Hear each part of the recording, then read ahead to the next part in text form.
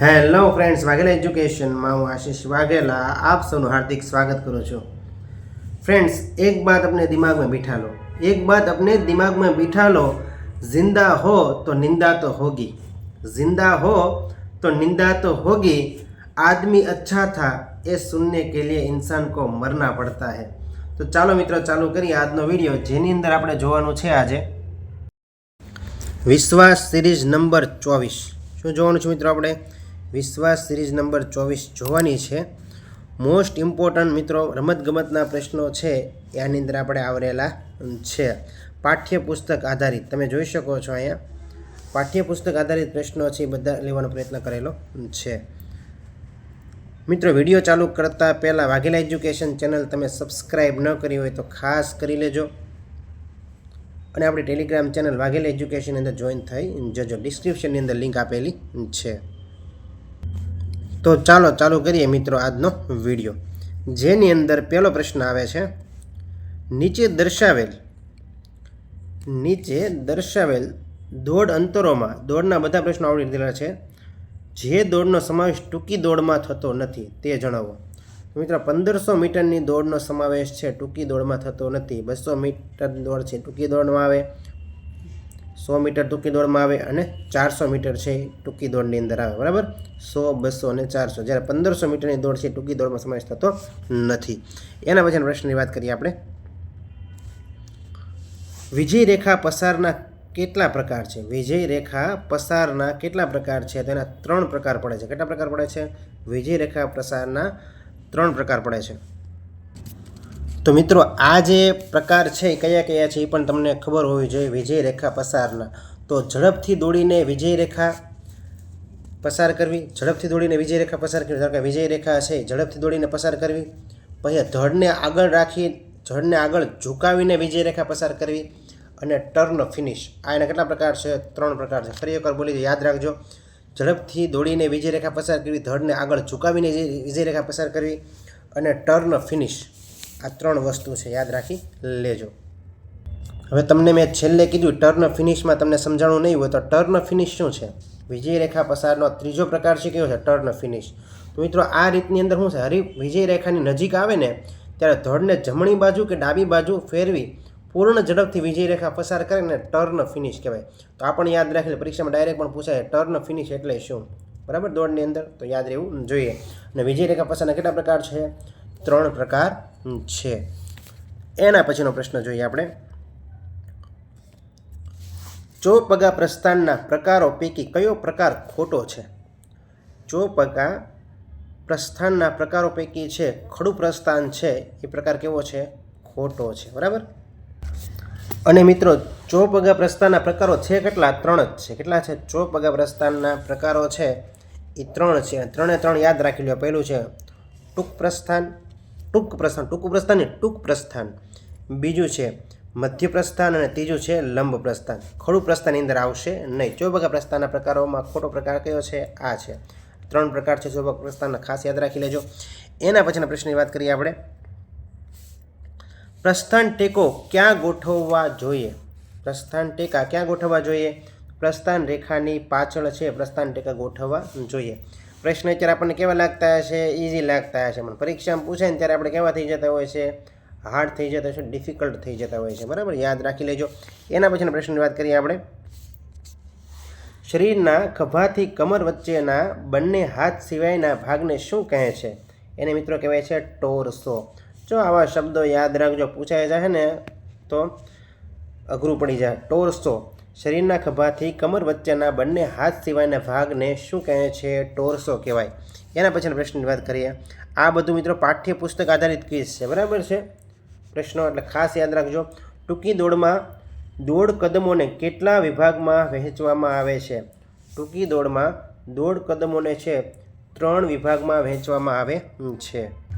તો યાદ રાખી લેજો, 3 વિભાગોમાં વહેંચવામાં આવે છે ટૂંકી દોડમાં દોડ કદમોને। એના પછીના પ્રશ્નની વાત કરીએ, ટૂંકી દોડમાં કદમોના વિભાગમાં એક વિભાગ ખોટો છે તે જણાવો। તો કયો વિભાગ ખોટો છે? મધ્ય કદમો છે એ વિભાગ ખોટો છે। અને મિત્રો ટૂંકી દોડની અંદર કદમો તમને વિભાગ પૂછે, કેટલા વિભાગો છે? ટોટલ 3 વિભાગો છે। કેટલા છે? ત્રણ વિભાગ પડે છે અને ત્રણ વિભાગ જોઈ લે, જે આની અંદર ઓલરેડી મિત્રો છે આપેલા છે. શરૂઆતના કદમો યાદ રાખી લેજો. ટૂંકી દોડના કદમોના વિભાગો કેટલા છે? 3 છે. શરૂઆતના કદમો, અંતરાળ કદમો અને ત્રીજું છે સૌથી ઝડપી કદમો, જેની અંદર મધ્યમ કદમો આવશે નહીં. ટૂંકી દોડના કદમો તમને પૂછાય તો કદમો ખાસ યાદ રાખવાના છે. શરૂઆતના કદમો, અંતરાળ કદમો અને સૌથી ઝડપી કદમો, મધ્યમ કદમો આવશે નહીં. એના પછીનો પ્રશ્ન જોઈએ. વિજય રેખા પસાર કરવાની રીતો પૈકી કઈ રીત ખોટી છે? આપણે હમણાં જોયું એની અંદર ઇંગ્લિશમાં આપેલ છે, નવીન કાંઈ છે ને, રન થ્રુ, લંજ ફિનિશ અને ટર્ન ફિનિશ. ઓકે, એની અંદર જમ્પ ફિનિશ આવશે નહીં. આ રીત ખોટી છે. એના પછીના પ્રશ્નની વાત કરીએ આપણે. સ્પર્ધક દોડતી વખતે નજર ક્યાં રાખવી જોઈએ? સ્પર્ધકે દોડતી વખતે નજર ક્યાં રાખવી જોઈએ?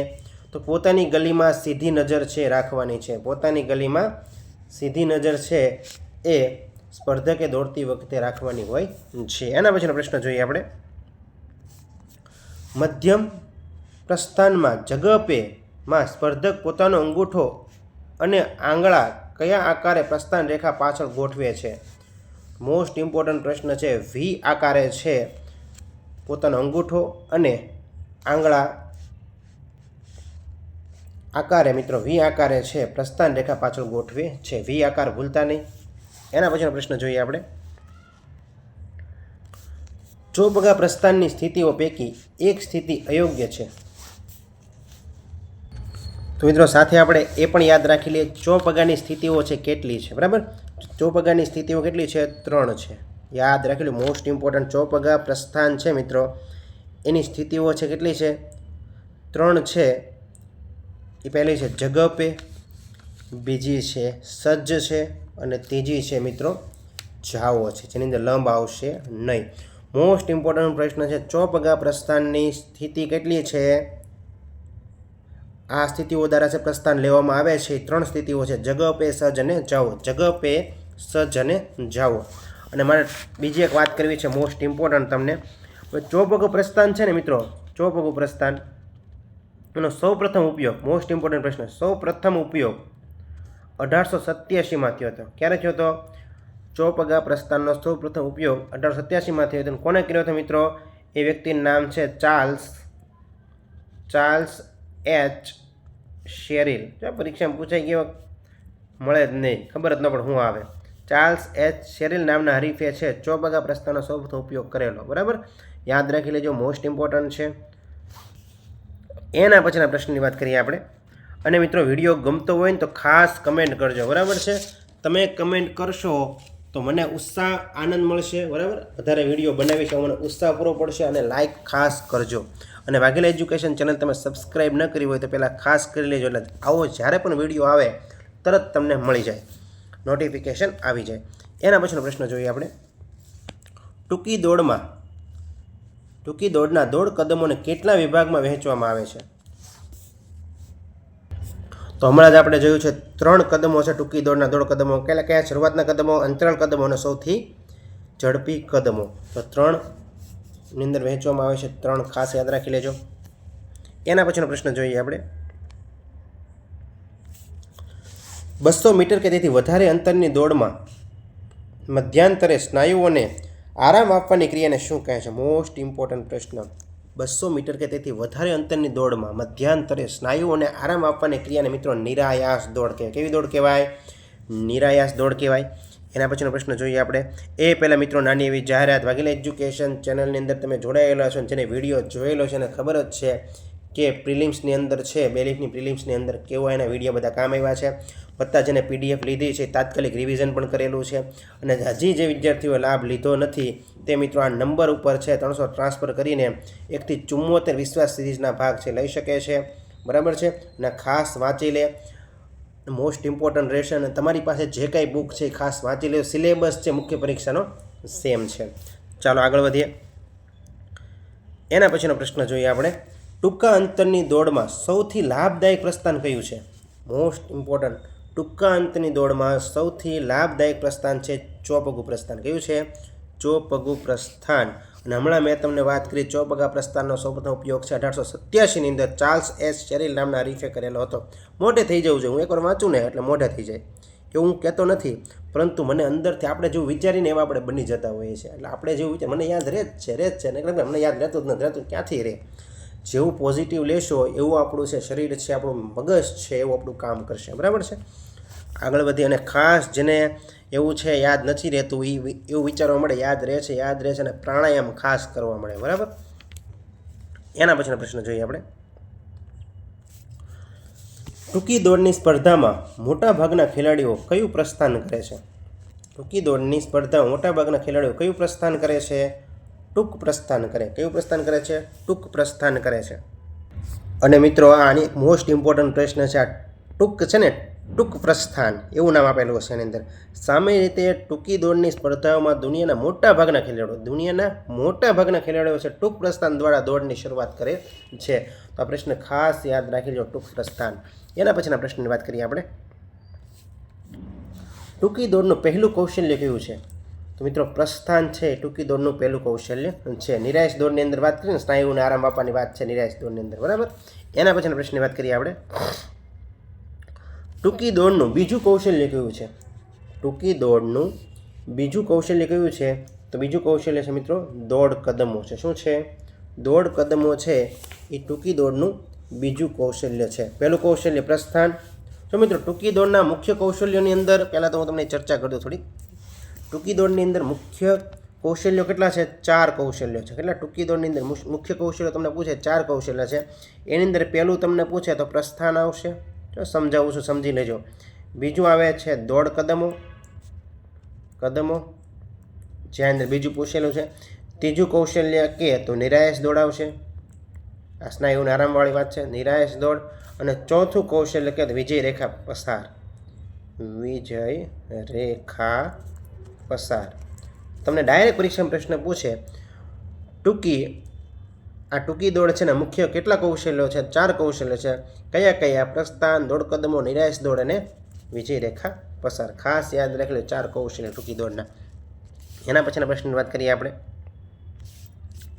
ટૂંકી દોડના લંબ પ્રસ્થાન. પ્રસ્થાનમાં જગહ પે હુકમ વખતે ખેલાડી પોતાની ગલીમાં પ્રસ્થાન રેખાની પાછળ કેટલા સેન્ટીમીટર દૂર મજબૂત પગ મૂકશે? જગહ પે, બરાબર છે. હુકમ વખતે ખેલાડી પોતાની ગલીમાં પ્રસ્થાન રેખાની પાછળ કેટલા સેન્ટીમીટર દૂર મજબૂત પગ મૂકશે? તો 30 થી 45 મીટર દૂર છે એ મીટરની સેન્ટીમીટર મજબૂત પગ મૂકશે. યાદ રાખી લેજો.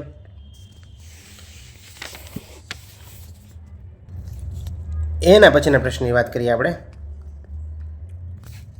શાનો ઉપયોગ કરવાથી ખેલાડી શરૂઆતથી ઝડપ પ્રાપ્ત કરે છે? મોસ્ટ ઇમ્પોર્ટન્ટ પ્રશ્ન. પ્રસ્થાન ટેકાનો ઉપયોગ કરવાથી ખેલાડી છે શરૂઆતથી ઝડપ પ્રાપ્ત કરે છે. પ્રસ્થાન ટેકો તમને ખબર છે આવી રીતનો હોય છે, અહીંયા પગ રાખવાનો હોય છે. બરાબર, પછી અહીંયા દોડવાની શરૂઆત કરે ભાઈ, એને કહેવાય પ્રસ્થાન ટેકો. આગળ વધીએ. ટૂંકા અંતરની દોડમાં સૌથી ઝડપી કદમો વખતે હરીફનું શરીર કેટલા અંશના ખૂણે આગળ તરફ ઝૂકેલું હોય છે? કેટલા અંશના ખૂણે આગળ તરફ ઝૂકેલું હોય છે? તો મિત્રો આની અંદર જવાબ આવશે 25 અંશના ખૂણે આગળ ઝૂકેલું હોય છે. ટૂંકા અંતરની દોડમાં સૌથી ઝડપી કદમો વખતે શરીર છે કેટલા અંશના ખૂણે? તો 25 અંશના ખૂણે આગળ ઝૂકેલું હોય છે. એના પછીના પ્રશ્નની વાત કરીએ. કયા અંતરની દોડમાં બધા જ ખેલાડીઓને પોતાને અનુકૂળ ગલીમાં દોડવાની છૂટ અપાય છે? તો મધ્યમ અંતરની દોડમાં છે બધા જ ખેલાડીઓને પોતાને અનુકૂળ ગલીમાં દોડવાની છૂટ અપાય છે. એના પછી પ્રશ્ન જોઈએ. 400 મીટરની દોડ એ કયા પ્રકારની દોડનો પ્રકાર છે? તો ટૂંકા અંતરની દોડનો પ્રકાર છે 400 મીટરની દોડ. અને મિત્રો તમને એ પણ ખબર હોવી જોઈએ ટૂંકા અંતરની દોડમાં છે કોનો સમાવેશ થાય? તો ચાલો કહી દો તમને. ટૂંકા અંતરની દોડમાં પહેલાં તો છે 100 મીટરની દોડ હોય, 200 મીટરની દોડ હોય અને 400 મીટરની દોડ હોય ને. આ બધી 400 મીટર સુધીની દોડ હોય મિત્રો, એ બધી ટૂંકા અંતરની દોડ કે કેવી કહેવાય? તો 400 મીટરની દોડ કયા પ્રકારની દોડમાં આવે? ટૂંકા અંતરની દોડની અંદર આવે. તો યાદ રાખી લેજો, મોસ્ટ ઇમ્પોર્ટન્ટ પ્રશ્ન આપણે પૂછાઈ શકે છે. એના પછીનો પ્રશ્ન જોઈએ આપણે. અને મિત્રો યોગાસનની અંદર છે એ પણ શારીરિક શિક્ષણની અંદર જે યોગાસન આવે છે, આસનો બધા, બરાબર. તો કયું આસનથી શું ફાયદો થાય, નુકસાન થાય, એવું પણ એ લોકો પૂછે છે. તો આપણે એ પણ પ્રશ્નો કરવાનો પ્રયત્ન કરશું. પણ મિત્રો તમારા સપોર્ટની જરૂર છે, લાઇક કરતા રહો, બરાબર છે. આગળ વધીએ, એના પછીનો પ્રશ્ન જોઈએ. ટૂંકી દોડમાં વિજય મેળવવા માટે શું ખૂબ મહત્ત્વનો ભાગ ભજવે છે? તો પ્રસ્થાન છે ને ખૂબ મહત્ત્વનો ભાગ ભજવે છે. એના પછીના પ્રશ્નની વાત કરીએ. પ્રસ્થાન ટેકાનો ઉપયોગ કઈ દોડમાં જ કરવામાં આવે છે? તો પ્રસ્થાન ટેકાનો ઉપયોગ છે ટૂંકી દોડમાં જ કરવામાં આવે છે. પ્રસ્થાન ટેકાનો ઉપયોગ યાદ રાખી લેજો. અને મિત્રો બીજી વાત કરું તો પ્રસ્થાન છે ને, પ્રસ્થાનના મુખ્ય 2 પ્રકાર છે. પ્રસ્થાનના પરીક્ષા પ્રશ્ન પૂછાય, પ્રસ્થાનના મુખ્ય કેટલા પ્રકાર ટૂંકી દોડની અંદર? તો ખડું પ્રસ્થાન અને ચોપગું પ્રસ્થાન. યાદ રાખી લેજો, કયું? ખડું પ્રસ્થાન અને ચોપગું પ્રસ્થાન. એના પછીના પ્રશ્નની વાત કરીએ આપણે. ટૂંકા અંતરની દોડની શરૂઆત લગભગ કેટલા અંતરાળ કદમો કહેવાય છે? ટૂંકા અંતરની દોડની શરૂઆતના લગભગ કેટલા અંતરાળ કદમો કહેવાય છે? તો 6 થી 9 કદમો છે એ મિત્રો, એ કદમો અંતરાળ કદમો કહેવાય છે. એના પછીના પ્રશ્નની વાત કરીએ.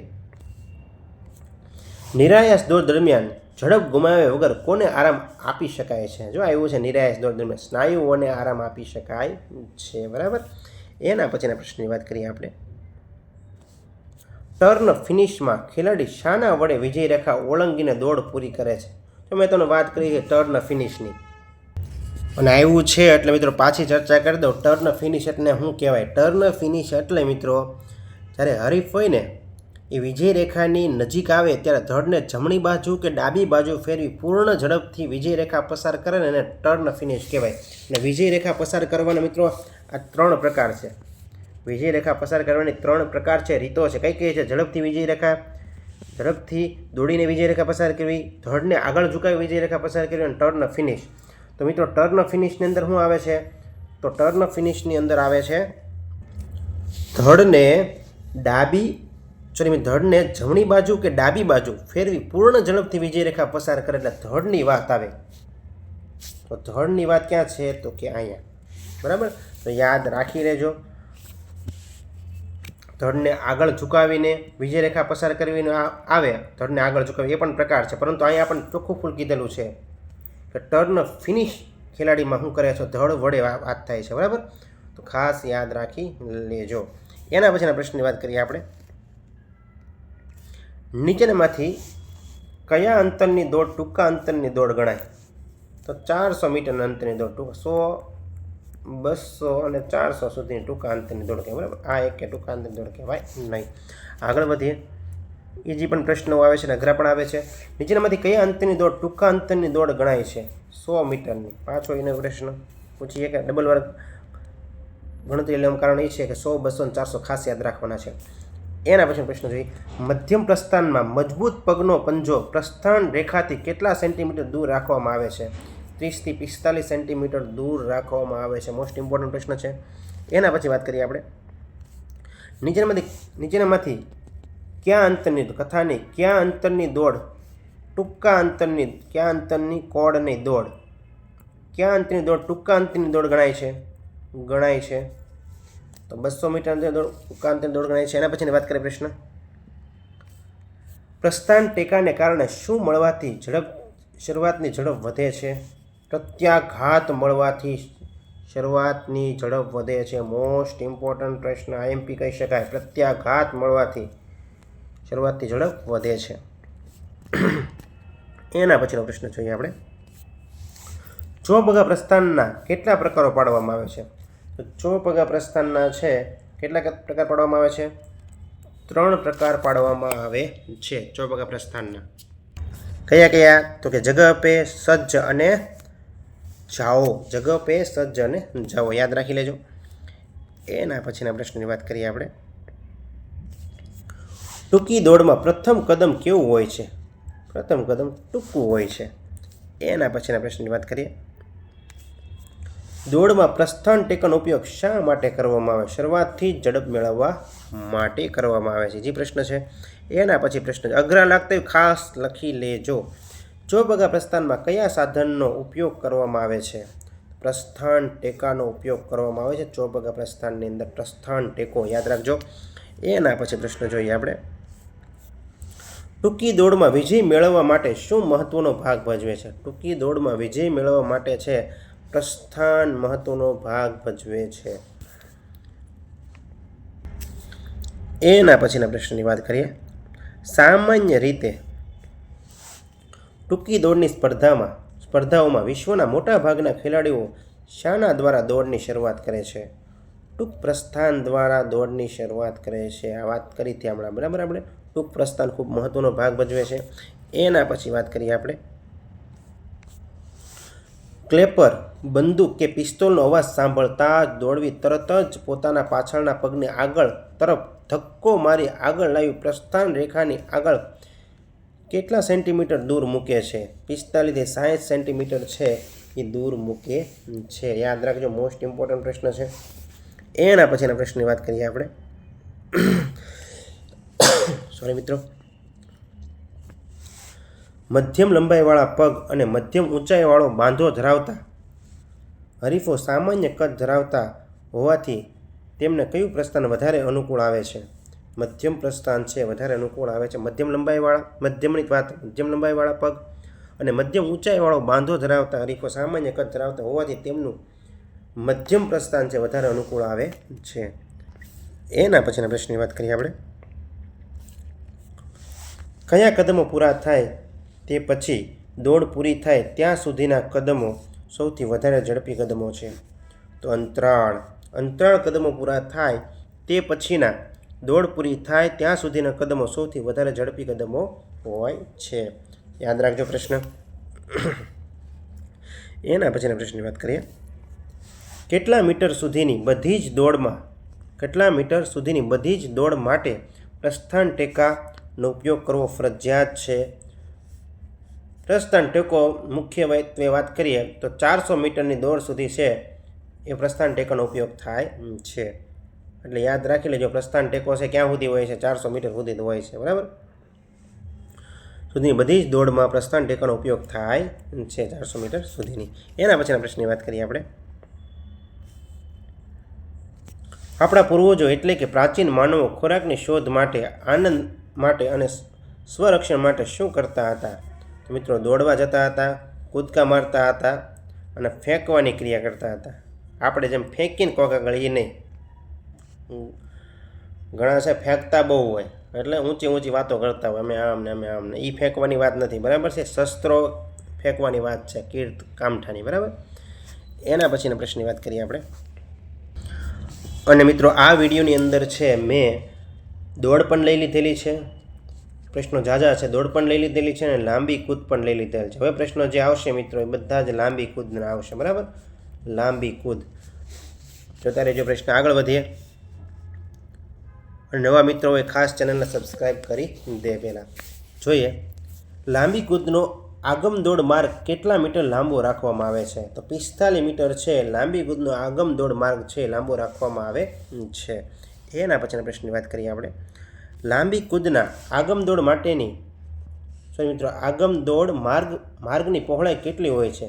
લાંબી કૂદના આગમ દોડ માર્ગની પહોળાઈ છે 1.22 મીટર હોય છે. કેટલી હોય છે? 1.22 મીટર. યાદ રાખી લેજો. એના પછી પ્રશ્નની વાત કરીએ. લાંબી કૂદનો ખાડો કેટલો પહોળો હોય છે? તો 2.75 મીટર છે ખાડો પહોળો હોય છે લાંબી કૂદનો. યાદ રાખજો. એના પછી પ્રશ્નની વાત કરીએ આપણે. ઠેક પાટિયાની લંબાઈ કેટલી હોય છે? ઠેક પાટિયાની લંબાઈ છે 1.22 મીટર છે એ ઠેક પાટિયાની લંબાઈ હોય છે. મિત્રો આ ડાયરેક્ટ પ્રશ્ન પણ પૂછાય છે કે યાદ રાખી લેજો. એના પછી પ્રશ્નની વાત કરીએ આપણે. ઠેક પાટિયાની પહોળાઈ, લંબાઈ તો જોઈ, પહોળાઈ કેટલી હોય છે? તો 20 સેન્ટીમીટર છે ઠેક પાટિયાની પહોળાઈ હોય છે. એના પછી પ્રશ્ન જોઈએ આપણે. ડાયરેક્ટ યાદ રાખવા જેવા પ્રશ્નો છે બધા. ઠેક પાટિયાની જાડાઈ કેટલી હોય છે? તો 10 સેન્ટીમીટર છે ઠેક પાટિયાની જાડાઈ હોય છે. એના પછી પ્રશ્ન જોઈએ આપણે. લાંબી કૂદની અંદર ઠેક પાટિયા, બરાબર. ઠેક પાટિયાની ખાડા તરફની ધાર અને ખાડાની ઠેક પાટિયા તરફની પાર વચ્ચે કેટલું અંતર રાખવાનું હોય છે? તો 1 મીટર અંતર રાખવાનું હોય છે. એના પછીનો પ્રશ્ન જોઈએ આપણે. ઠેક પાટિયાને જમીનમાં કેવી રીતે દાટવામાં આવે છે? તો જમીનની સપાટીને સમતલ છે ઠેક પાટિયાને જમીનમાં દાટવામાં આવે છે. એના પછીનો પ્રશ્ન જોઈએ. લાંબી કૂદની સમગ્ર ક્રિયાને કેટલા વિભાગમાં વહેંચવામાં આવે છે? તો લાંબી કૂદની સમગ્ર ક્રિયાને છે મિત્રો 4 ભાગમાં વહેંચવામાં આવે છે. હવે 4 ભાગમાં વહેંચવામાં આવે છે એમ કીધું લાંબી કૂદની સમગ્ર ક્રિયાને, પણ 4 ભાગ આપણને જ ખબર નથી એટલે હું તમને કહી દઉં છું, બરાબર છે? તો યાદ રાખી લો, 4 જે છે શૈલીઓ છે, બરાબર છે?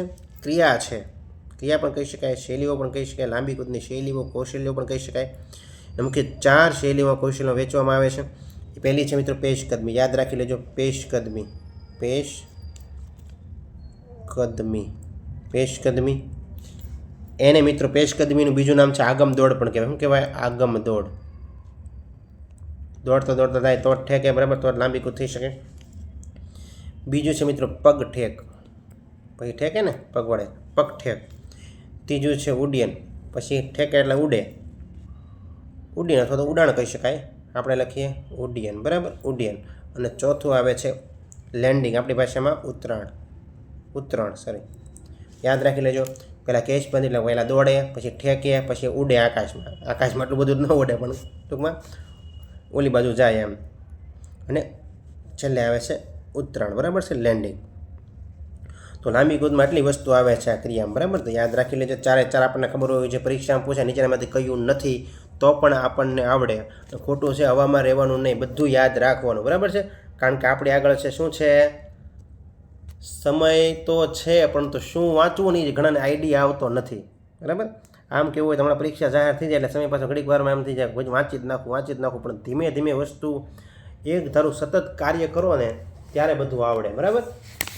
આગળ વધીએ. એના પછીનો પ્રશ્ન જોઈએ આપણે. આગમ દોડ માર્ગ ઉપર ખેલાડીએ કેવી રીતે દોડવાનું હોય છે? સીધી રેખામાં ઝડપથી દોડવાનું હોય છે આગમ દોડ માર્ગ ઉપર. આગમ દોડ એટલે મિત્રો પેશકદમી, પહેલાં દોડે, બરાબર? એના પછીનો પ્રશ્ન જોઈએ. લાંબી કૂદમાં ઠેક પછી શરીરને કેટલા અંશના ખૂણે ઉંચકવાનું હોય છે? લાંબી કૂદમાં ઠેક પછી શરીરને 45 અંશના ખૂણે ઉંચકવાનું હોય છે. મોસ્ટ આઈએમપી પ્રશ્ન. આવો જ પ્રશ્ન પૂછાય. સ્થિતિવાળા બહુ પ્રશ્ન પૂછે છે એટલે સ્થિતિ આપણે ખાસ યાદ રાખવાની છે, બરાબર? એના પછી પ્રશ્નની વાત કરીએ આપણે. આગમ દોડમાં છેલ્લું કદમ કેવું લેવામાં આવે છે? થોડું ટૂંકું. છેલ્લું કદમ કેવું લેવામાં આવે છે? થોડું ટૂંકું લેવામાં આવે છે. આની અંદર દોડ તો આવે જ છે, દોડીને તે શું કરવાનું હોય છે? લાંબી કૂદ દોડીને જ થાય, બરાબર? થોડું ટૂંકું છે એ છેલ્લું કદમ લેવામાં આવે છે. એના પછીનો પ્રશ્ન જોઈએ આપણે. લાંબી કૂદમાં ઠેક લીધા પછી હવામાં ઉડાણની નીચેની ક્રિયાઓમાં કઈ ક્રિયા ખોટી છે? એની અંદર 4ની અંદર આપણે છે ત્રીજું છે લીધું હતું. કયું? તો કે ઉડ્ડયન છે આપણે લીધું હતું, બરાબર છે? તો એની અંદર પાછી પદ્ધતિઓ છે. ટોટલ કેટલી પદ્ધતિઓ છે? તો એની અંદર ટોટલ પદ્ધતિ છે 4 છે. ખાસ યાદ રાખજો ઉડ્ડયનની, બરાબર? ઠેકીને જે ઉડીને ઓલી બાજુ જાય એટલે કે ઠેકો એટલે ઉડવાના છે એટલે ઓલી બાજુ જઈએ આપણે સામેની પાર, બરાબર? ઠેકીને પછી ઉડાણ થાય અને પછી લેન્ડિંગ થાય. તો એની ઉડ્ડયન છે એની 4 પદ્ધતિઓ છે. પહેલી તો છે હવાતર પદ્ધતિ, યાદ રાખી લેજો. હવાચલ પદ્ધતિ,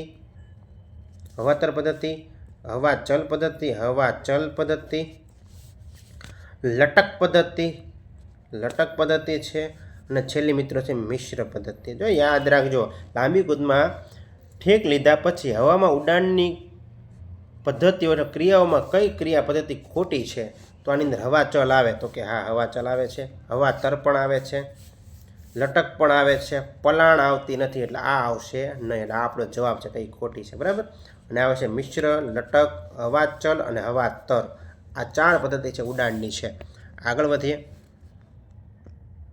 અને મિત્રો જેને આ વસ્તુ આવડતી હોય ને એ જ આ વસ્તુ કહીએ કે બધા, બરાબર છે? એટલે હું તમને જે શીખવાડું ને પરફેક્ટલી રીતે શીખવાડું છું. યાદ રાખી લેજો, મગજમાં બેસાડી દેજો, ક્યારે ભૂલાશે નહીં. એના પછી પ્રશ્નની વાત કરીએ. લાંબી કૂદના નિયમ પ્રમાણે ઠેક પાટિયાનો રંગ કેવો રાખવામાં આવે છે? તો ઠેક પાટિયાનો રંગ છે ને નિયમ પ્રમાણે છે, ઘરના નિયમ નથી, આ નિયમ છે. લાંબી કૂદના એમાં સફેદ રંગ રાખવામાં આવે છે, યાદ રાખજો. એના પછીના પ્રશ્નની વાત કરીએ. લાંબી કૂદમાં શ્રેષ્ઠ આંક પ્રાપ્ત કરવા માટે કઈ પદ્ધતિનો ઉપયોગ કરવામાં આવે છે? તો મિશ્ર પદ્ધતિનો ઉપયોગ છે એ શ્રેષ્ઠ અંક પ્રાપ્ત કરવા માટે કરવામાં આવે છે, બરાબર. એના પછીનો પ્રશ્ન જોઈએ. લાંબી કૂદમાં કૂદનું અંતર કઈ રીતે માપવામાં આવે છે? ઠેક પાટિયાથી ખાડાના સ્પર્શ સુધીનું અંતર છે માપવામાં આવે છે. મોસ્ટ ઇમ્પોર્ટન્ટ પ્રશ્ન છે. આ અંતરથી જ નક્કી થાય કેટલું કૂદ્યો છે, બરાબર. સ્પર્ધક છે ઠેક પાટિયાથી ખાડામાંના સ્પર્શ સુધી. એના પછીનો પ્રશ્ન જોઈએ આપણે. લાંબી કૂદમાં ખેલાડી પગ ઠેક કયા પગે લે છે? તો મજબૂત પગે લે છે. પગ ઠેક છે કયા પગે લે છે? મજબૂત પગે લે છે. હવે આપણને કયા પગે લે છે એટલે ત્યાં ડાબા પગ હોય, કાંઈ જમણો પગે, એવું આવશે નહીં, બરાબર. આવું પરીક્ષામાં પૂછે. મુક્ત પગે લે એ ન આવે, કયો આવે? મજબૂત પગે લે છે. કારણ ડાબે પગે લે ને જમણે પગે લેવું થોડું નક્કી છે, એટલે મજબૂત પગવું લેવું એ મહત્વનું છે, બરાબર. આગળ વધીએ. લાંબી કૂદનું ત્રીજું કૌશલ્ય કયું ગણાય છે? ત્રીજું કૌશલ્ય છે ઉડ્ડયન. પહેલાં તો પેશકદમી આવશે, પછી પગઠેક, ઉડ્ડયન, અને પછી આવે આ ત્રીજા નંબરનું છે, અને ચોથું આવે છે ઉત્તરાયણ, બરાબર. આ લાઇનમાં આપણે જોયું, આ પહેલું, બીજું, આ ત્રીજું ના ચોથું. એના પછીના પ્રશ્નની વાત કરીએ આપણે. લાંબી કૂદમાં પેશકદમી લીધા પછી કઈ ક્રિયા શરૂ થાય છે? પેશકદમી દોડવાનું શરૂ કરે એટલે પેશકદમી આગમ દોડે, જેને કહે પેશકદમી. પછી જે આવે કયું આવે? પગઠેક આવે. પછી કયું આવે? તો ઉડ્ડયન. પછી હું આ ઉત્તરાયણ, બરાબર. આગળ વધીએ. લાંબી કૂદમાં ઉડ્ડયનનો ખૂણો સામાન્ય રીતે કેટલા અંશનો હોય છે? 45 અંશનો હોય છે. Most IMP. એના પછીના પ્રશ્નની વાત કરીએ આપણે. નીચેના કૌશલ્યોમાં ખેલાડીનું શરીર ઉપર અને આગળની દિશામાં ગતિ કરતું હોય છે? નીચેના કયા કૌશલ્યમાં ખેલાડીનું શરીર ઉપર અને આગળની દિશામાં ગતિ કરતું હોય છે? તો ઉડ્ડયનની અંદર શક્ય બને, બરાબર આ વસ્તુ. આગળ વધીએ. એના પછીનો પ્રશ્ન જોઈએ આપણે. લાંબી કૂદમાં ઠેક પાટિયા અને ખાડા વચ્ચે કેટલા મીટરનું અંતર હોય છે? મોસ્ટ ઇમ્પોર્ટન્ટ પ્રશ્ન. 1 મીટરનું અંતર હોય છે ઠેક પાટિયા અને ખાડા વચ્ચે. એના પછીનો પ્રશ્ન આપણે જોઈએ, આઈએમપી. લાંબી કૂદનું અંતિમ કૌશલ્ય કયું છે? લાંબી કૂદનું પ્રથમ કૌશલ્ય પૂછે તોય આપણને આવે. પ્રથમ કૌશલ્ય પૂછે તો આપણને આવડે કયું છે? પહેલું કૌશલ્ય આ, બીજું કૌશલ્ય આ, ત્રીજું કૌશલ્ય આ, અને ચોથું કૌશલ્ય આવે ઉડાન. આપણે અંતિમ જ પૂછ્યું એટલે અંતિમ આ છે ઉત્તરાયણ, બરાબર. એના પછી ઉત્તરાયણ નહીં, ઉત્તરાયણ આવશે, બરાબર. હમણાં ઉત્તરાયણ નહીં આવે, પાછું આમાં ઉત્તરાયણ આવશે. આગળ વધીએ. લાંબી કૂદનું પ્રથમ કૌશલ્ય કયું છે? પેશકદમી, અથવા તો બીજું નામ છે આગમ દોડ. આગમ દોડ આ પણ ઓપ્શનમાં મૂકી શકે છે. એના પછીનો પ્રશ્ન જોઈએ. લાંબી કૂદમાં ખેલાડી આગમ દોડ માર્ગ પર ઠેક પાટિયા સુધી દોડે તેને શું કહેવાય? એને મિત્રો કહેવાય છે પેશકદમી. જે દોડે એને પેશકદમી કહેવાય, આગમ દોડ કહેવાય, બરાબર. વાત થઈ ગઈ હમણાં. આગળ વધીએ. સોરી મિત્રો. લાંબી કૂદમાં હરીફ કઈ પદ્ધતિમાં હવામાં તરવાની ક્રિયા કરે છે? હવામાં તરવાની હવાતર પદ્ધતિમાં, બરાબર. એના પછીનો પ્રશ્ન જોઈએ.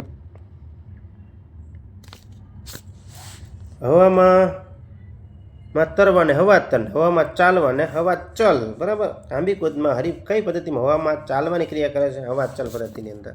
એના પછીનો પ્રશ્ન જોઈએ. લાંબી કૂદમાં આગમદોડ માટેની કદમ યોજના કેટલા પ્રકારની છે? યાદ રાખી. લાંબી કૂદમાં આગમદોડ માટેની કદમ યોજના કેટલા પ્રકારની છે? 3 પ્રકારની છે. એના પછીનો પ્રશ્ન જોઈએ આપણે. લાંબી કૂદમાં પગઠેક લીધા પછી કઈ ક્રિયા શરૂ થાય છે? ઉડ્ડયનની ક્રિયા શરૂ થાય છે. પ્રશ્ન ઈઝી છે, આવડી જાય એવા છે. પૂછાય તો કંઈ ઘટે ઘટવું જોઈએ નહીં. લાંબી કૂદમાં ઉડ્ડયનમાં ખેલાડીના શરીરના ગુરુત્વ મધ્યબિંદુની સ્થિતિ જણાવો.